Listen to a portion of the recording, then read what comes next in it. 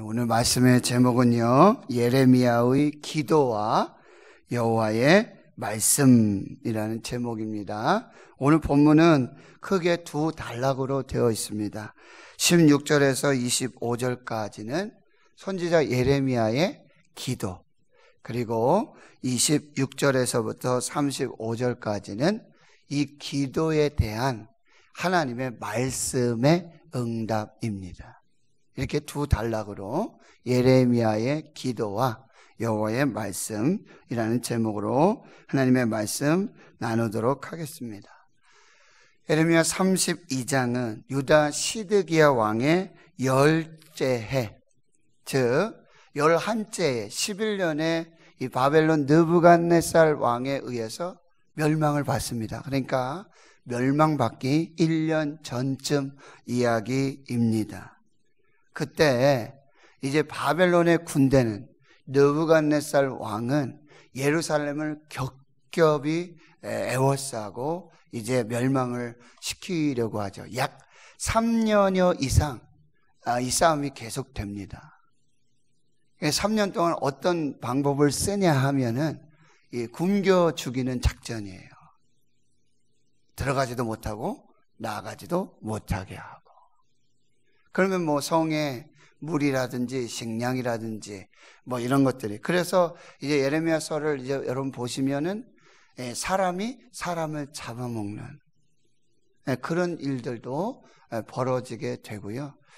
이스라엘에 가면 마사다라고 하는 그런 유적지가 있습니다. 그것은 뭐냐면은 바로 이 바벨론에 항거하면서 마지막까지 최후의 이 항거했던 그런 유적지인데, 그래서 이스라엘은 남자와 여자 모두 군에 가지 않습니까?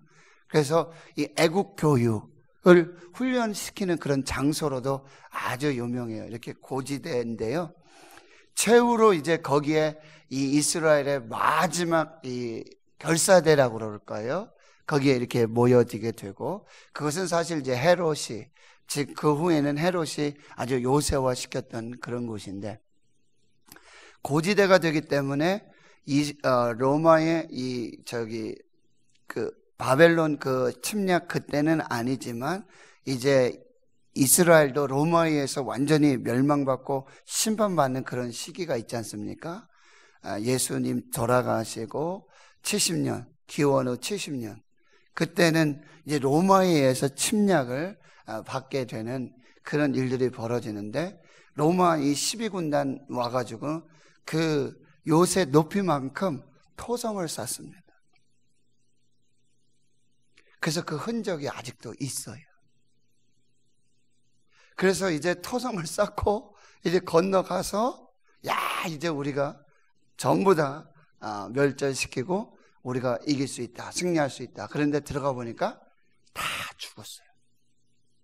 우리 로마인에게 죽기보다는 차라리 우리가 그냥 죽겠다.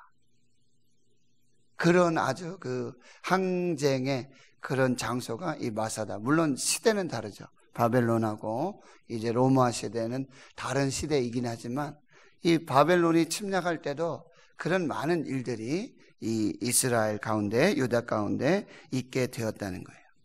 그때도 이제 예레미야는 하나님의 말씀을 받고 예언을 하는데 크게 세 가지였습니다.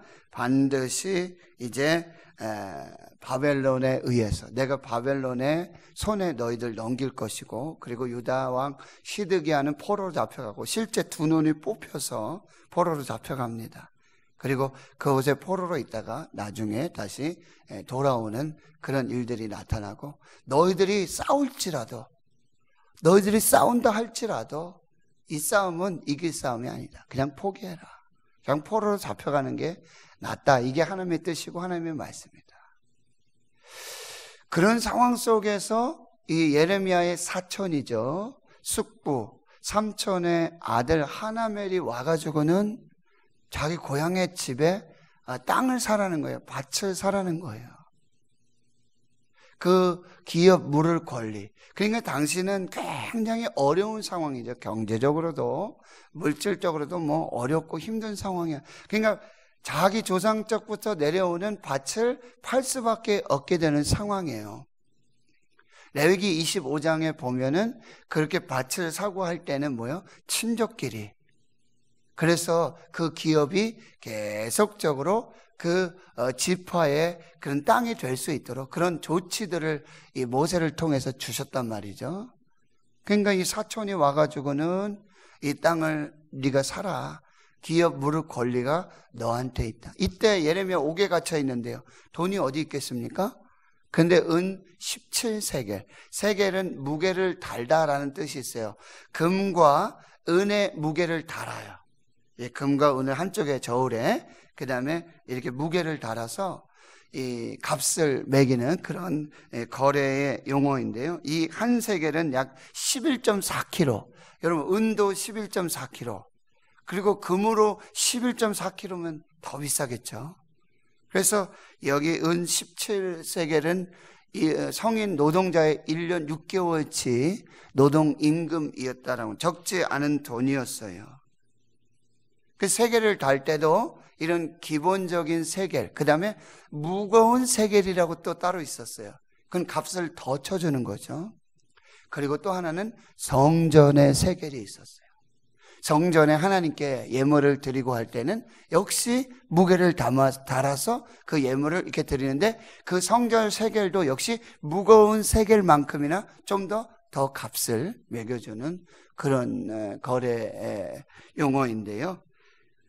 은 17세겔을 달아주고 매매 증서를 쓰고 두 개를 써서, 하나는 보관용, 하나는 열람용, 증인들을 세우고 법대로 규례대로 해서 예레미야가 그 밭을 사게 되어지는 것이죠. 그런데 이게 참 어렵고 힘든, 순종하기 어려운 그런데 하나님께서 말씀하셨거든요.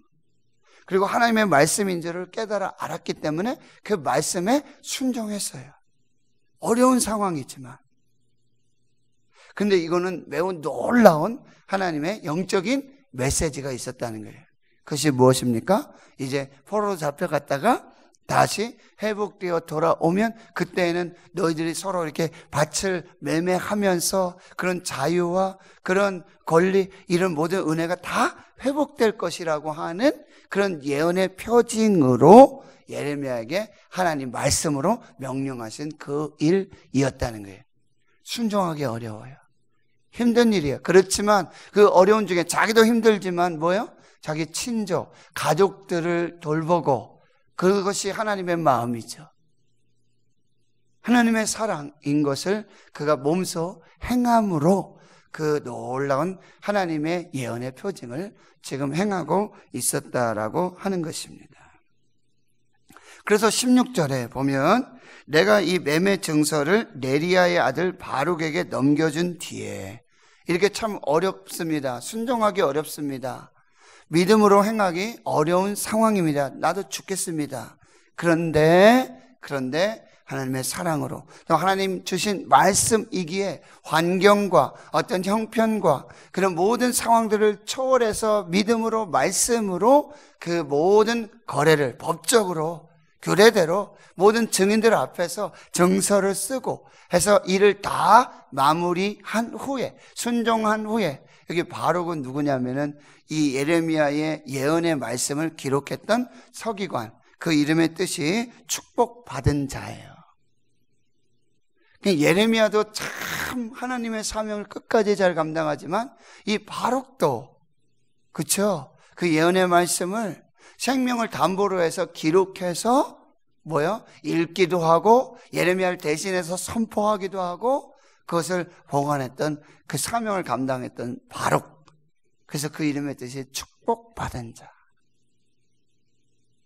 그리고 나서 16절에 여호와께 기도하여 이르되, 예레미야가 기도하게 되어지는 것입니다. 제가 첫 번째 드리고 싶은 메시지는 뭐냐면 순종이 먼저라는 거예요. 순종하기 어려운 상황이에요. 어려운 말씀이에요. 힘든 말씀이에요. 그러나 말씀의 순종이 먼저다. 이것이 믿음이다. 그 후에 뭐요? 기도가 이어진다는 거예요. 그 기도가 진실한 기도요, 하나님의 뜻을 구하는 기도가 될 수 있다는 말씀이에요. 여러분, 우리가 기도를 해요. 그런데 우리의 기도, 순종도 하지 않고 말씀도 믿지 않고 그렇게 기도할 때는 자기 뜻대로 구할 때가 너무 많아요. 그러나 어려운 말씀이에요. 힘든 말씀이에요. 순종하기 어려워요. 그러나 순종한 후에 믿음을 보인 후에 그 기도는 바로 하나님의 뜻에 합당한 믿음의 기도가 된다라고 하는 것입니다. 여러분의 기도가 그 기도가 될 수 있기를 축원합니다. 네. 하나님, 나도 힘들고 나도 어렵습니다. 순종하기 어렵습니다. 그러나 하나님의 말씀이기에, 하나님의 뜻이기에 제가 먼저 순종합니다. 주님의 뜻을 이루어 주시옵소서. 이 믿음 위에 축복하옵소서. 다 하나님께 맡깁니다.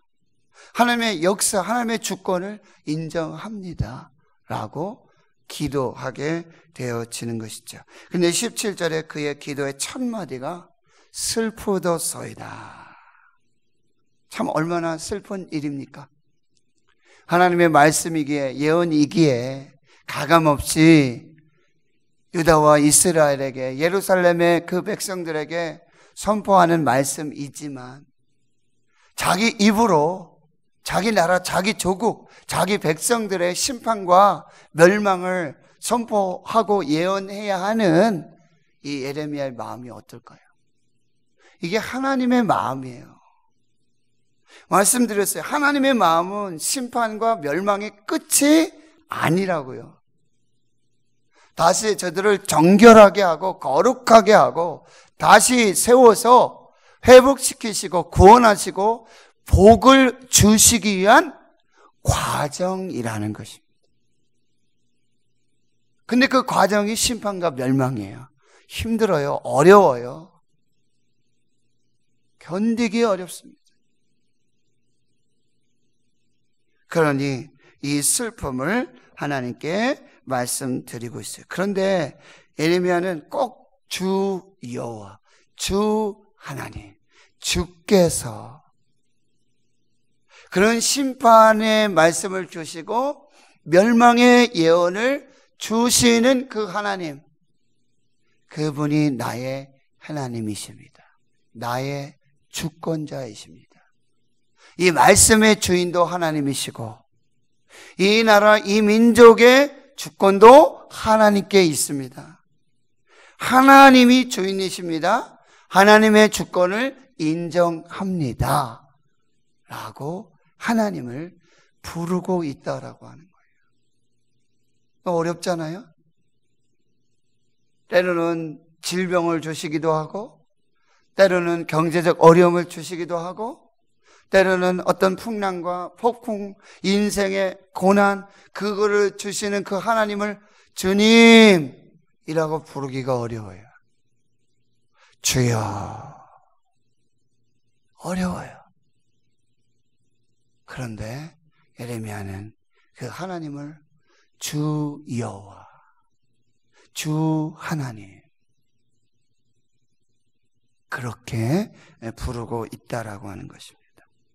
주 여호와여, 주께서 큰 능력과 회심발로 뭐 하셨다고? 천지를 창조하셨습니다. 주에게는 할 수 없는 일이 없으시니이다. 이 말씀은 주님은 심판도 하시고 멸망도 하신 창조주 하나님께서 그 모든 주권과 그 능력이 하나님께 있습니다. 그러나 다시 회복시키실 분도, 다시 구원하실 분도, 다시 생명을 주신 분도, 다시 치료하실 분도 하나님이십니다 하고 고백하는 거예요.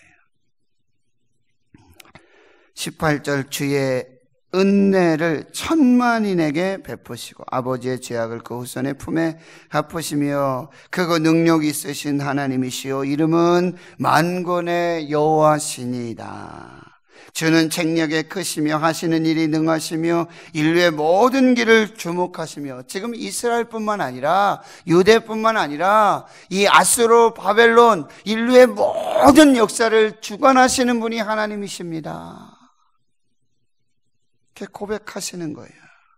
그의 길과 그의 행위를 열매대로 보응하시나이다. 주께서, 그 다음에 20절에 보면 그 창조주 하나님께서 구원의 역사를 이루셨다는 거예요. 애굽 땅에서 표적과 기사 10가지, 오늘날까지 이스라엘과 인류 가운데 계속 인류를 말하고 있지요. 모든 인류의 역사의 주관자이고 주권자이신 하나님을 말씀해 주고 있는 것입니다.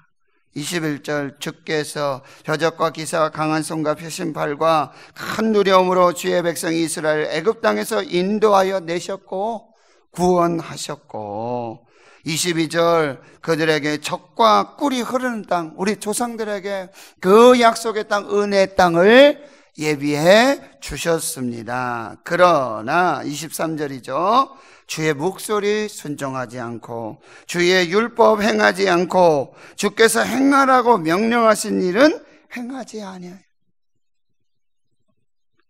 목소리 순종하지 않고 율법을 행하지 않고, 행하라고 하는 것은요, 청개구리예요. 하나도 행하지 않아요.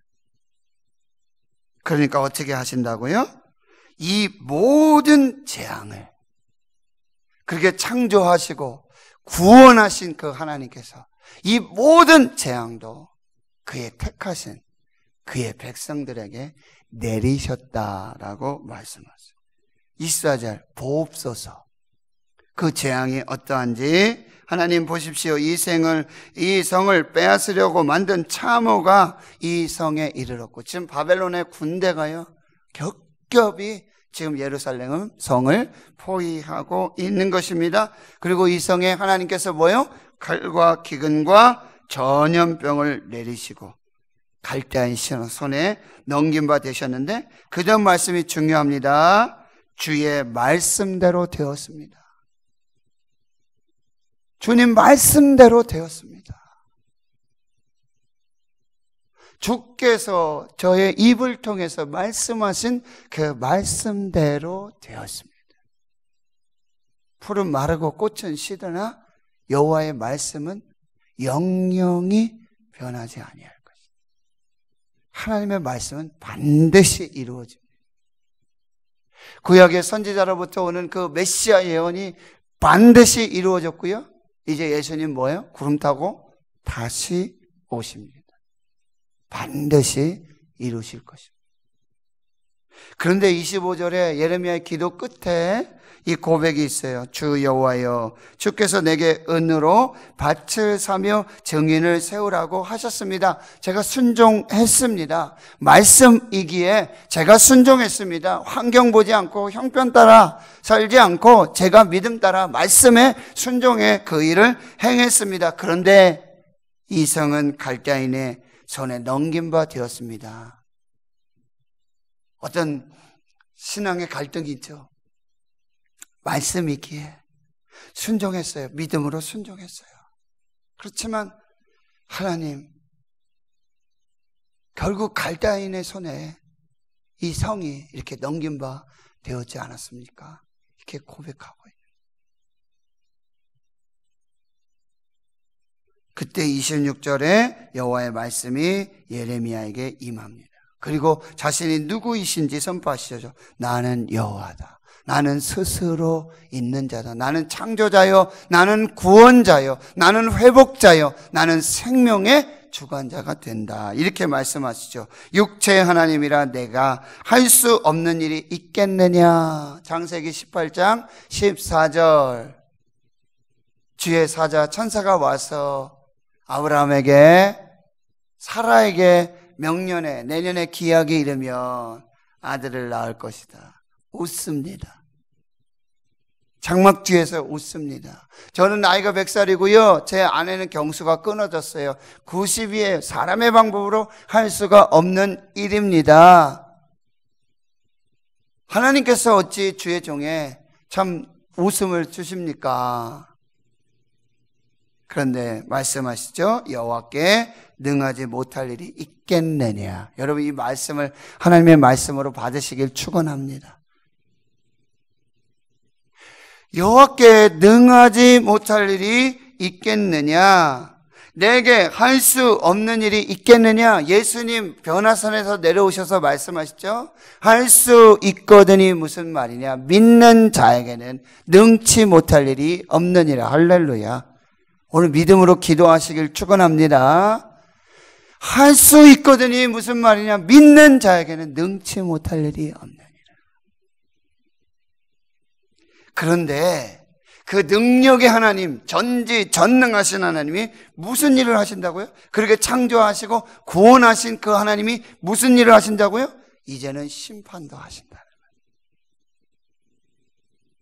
그게 이어지는 말씀이에요. 28절 그러므로 나는 그 창조의 능력, 그 구원의 능력을 내게 할 수 없는 일이 없는 그 능력을 이제 뭐예요?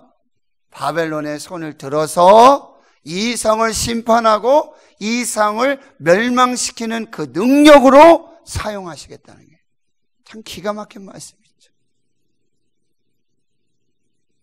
여호와 하나님, 창조주 하나님, 그 구원의 하나님의 능력을 하나님이 택하신 그 백성들을 심판하고 멸망하는 그곳에 사용하시겠다라고 하는 거예요.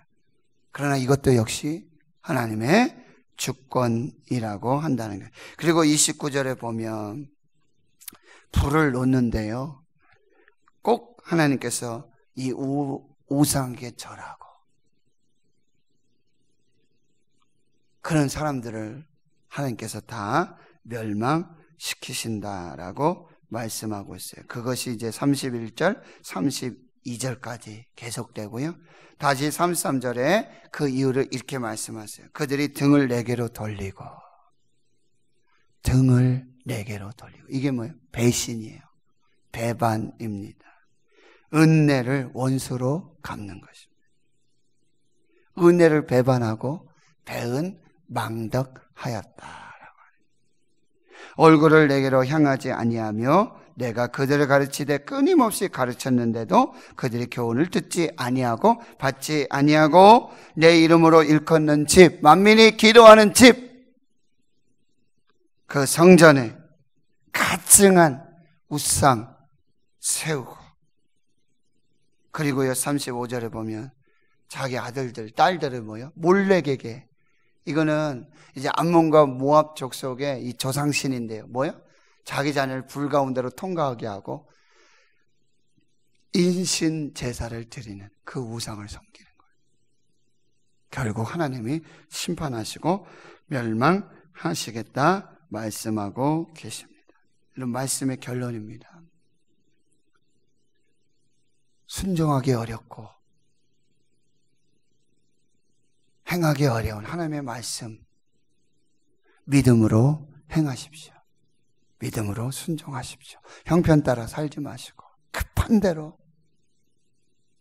그렇게 살지 마시고, 하나님의 말씀 그리고 믿음을 따라서 순종한 후에 하나님께 기도하십시오.